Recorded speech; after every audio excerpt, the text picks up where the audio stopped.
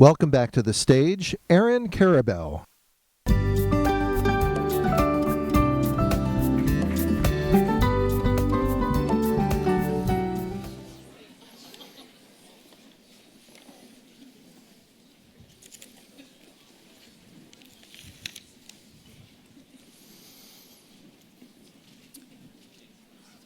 My father, Jacob Isidore Karabel, was an interesting cat, as my uncle always says.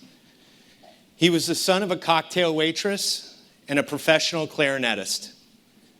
He was a rebel, smoked 2 packs a day, and didn't really care what anyone thought. The compression socks he wore to bowling, before there was such a thing as compression socks, was proof of it. He would embarrass the hell out of us, singing in public. And let me tell you, he reveled in it. Atlanta-born, Philly-raised, he would wear his mezuzah necklace outwardly, even when his employer discouraged it. His humor crude, laugh contagious. He had a Jufro like no other. He could and did talk to anyone about anything. He always engaged in random acts of kindness. He would talk to perfect strangers as if he knew them. He would help those down on their luck see their strengths rather than harp on their weaknesses. Through these acts, he taught me and my 2 siblings that everyone should feel as though they belong. I wish I could share with you that most of my memories of my father were of his virtues. They're not. I grew up in Vegas. In April 1992, when I was 12 and gearing up for what should have been an epic bar mitzvah, I came home from school to find my father shaking. His hands covering his face, tears rolling down his cheeks. This is the first memory of my father ever crying. My grandmother Claire had passed away that day after a courageous battle with breast cancer. That night, I remember hearing my parents yelling, the door slamming shut, and a car speeding away. Later that night, my mother woke us kids up. We piled into the van and drove in silence for several minutes. When we got to the casino, my mother grabbed our arms and walked us in. What happened next is a blur. But I do remember seeing my father hunched over a long table. My mother pleading with him to come home. He looked totally numb, unaware that 3 children were standing in their pajamas on the casino floor at 3 a.m. My youngest brother started to cry, and still nothing. It was as though we did not exist. He was in a different world, completely taken. That night, he lost $75,000.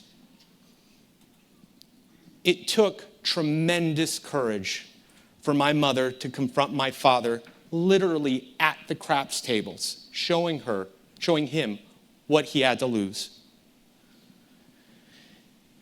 They teach in Gamblers Anonymous, also known as GA, that it is the responsibility of the collective to build strength and hope for each individual in the recovery process.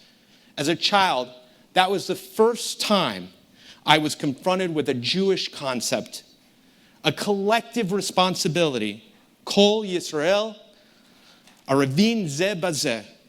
Reflecting on my father's time in GA, everyone took ownership of his recovery. We no longer went to casino buffets, and we went to therapy together to learn more about the addiction and how it impacted all of our lives. I wish I could say that my father's personal strength matched that of the collective's.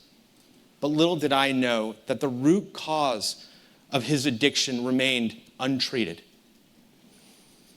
His addiction created an insurmountable strain on my parents' relationship, leading to their divorce. My relationship with him also became strained. I blamed him for our economic struggles, for losing our home, for making college a financial burden on me and my siblings. We may have talked 3 to 4 times from 1999 to 2008. Sometime in May 2008, I got a call from my brother. He pleaded with me. It's Dad. You got to go see him. Later that week, I reluctantly flew to Vegas. I had never, ever seen the inside of a psychiatric facility before. It was quiet, eerily quiet, bright, and it smelled of Clorox. He was waiting for me at the front entrance. Didn't recognize him. His hair was cut and disheveled. His eyebrows were shaven off, and he was missing a few of his front teeth. When we walked to his room, he introduced me to the few of the other patients he had befriended.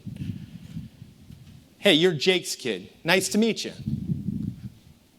I didn't want to meet these people. I didn't want to be there. It was just all too much. We first started talking about bowling.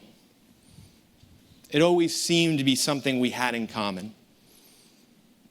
Spent a few minutes talking about my fiance at the time, Batya. He said anyone that could put up with a Karabel was a gem.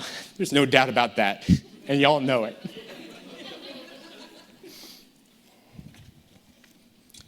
After only a few minutes, he became emotional, began to weep, and did something I have never, ever seen him do before. He apologized. I can't undo what I have done to the family. I have struggled for a long time with bipolar.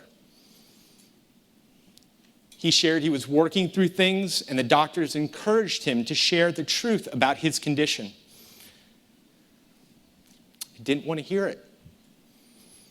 After decades of enduring his addiction and multiple stints at GA, I had no interest in justifying it with a diagnosis. I thought it was just an excuse. I didn't have the strength to open up and recognize the progress he had made. 13 years later, I do. I now recognize it took tremendous strength and courage for my father to check himself into the facility, make the invisible visible, and to share the progress he had made with me.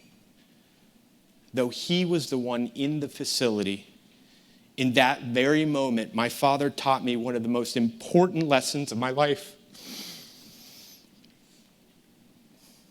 He was helping me perform one of the most important mitzvahs one can perform, to see the unseen and to provide solidarity and partnership with those suffering in silence. I wish I had that moment back. I wish my fear was not overwhelming. I wish.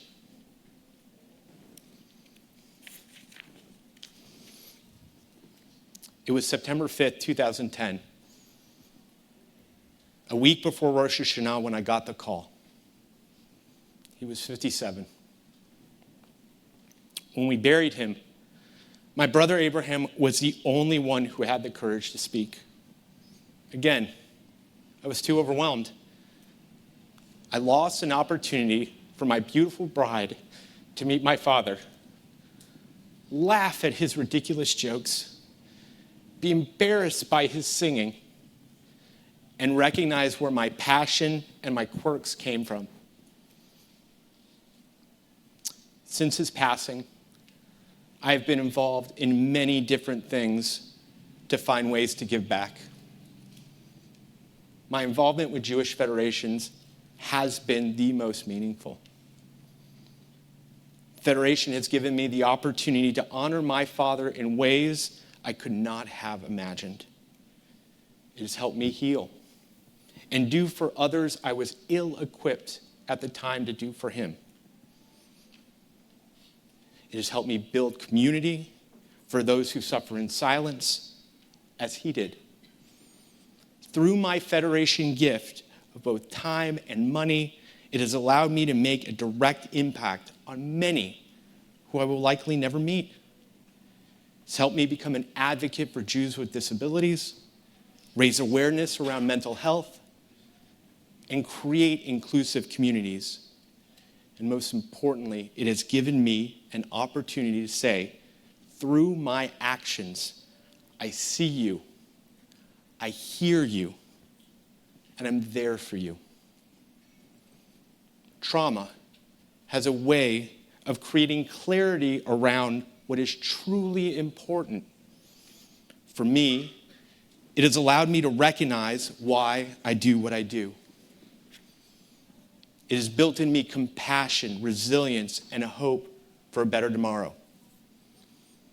Though we never once recited a Talmudic text or reflected on the teachings of the rabbis, my father's influence defined and cemented my Jewish identity and my passion for Jewish causes. It has guided me all along my leadership journey, which has brought me here before you, my family and my friends, my chevra. It has taken me to Israel, where I stood in a resilience center funded by Federation dollars only weeks after the latest conflict. I was able to see how ingenuity and compassion can start the healing process and transform children's lives. With our gifts, we get to do what we were meant to do, to give voice to the voiceless and see the unseen. We each have our own Ometz led story, and one I believe Federation, and particularly Cabinet, has helped me not only to find, but to channel in ways that enable me to make a meaningful difference in our Jewish community and the world.